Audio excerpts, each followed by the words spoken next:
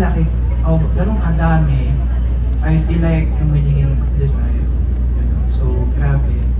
And you definitely are, because another milestone that you reached is reaching #1 on Billboard PH Hot 100. Tapos inaugural pa yun, so it's the first ever, Hot 100 chart. Hindi kita pinapaiyak pero when you found out about it, what was the first thing that you hear?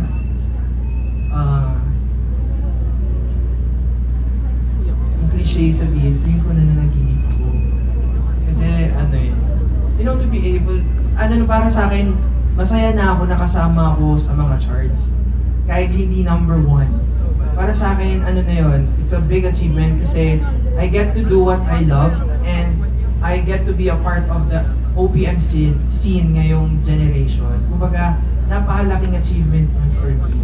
And bonus na lang sa akin siguro nung naging #1. Kasi we just love doing music. I just love singing. I love writing. Especially yung Dilaw na naka-inspire sa maraming tao, na nag-spark ng new things in life, yung mga artists na nawalan ng gana, na drain. Kumbaga, may mga nababasa kasi ako sa social media na parang na-enlighten sila ulit, nagkaroon ulit para fire sa heart nila to do something na they've always been interested, but as time goes by, parang nawawala. So, spark. Yeah, so grabe talaga yung achievement na to. Sinishare ko to sa lahat ng OPM singers, OPM groups na kasama ko sa charts.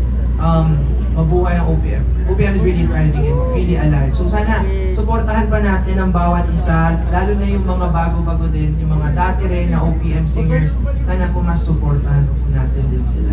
True that. Sabi nga nila, OPM rise, di ba? Yeah. Whatever generation, we just Yes. sing the same music and that's Yes, OPM. iba ang music. Ayan. So, bakit kasi yung iba nag-gatekeep? Yeah, Bakit totoo. din yung iba naghihilaan pababa? Kaya wag. Huwag yung ganun. Kailangan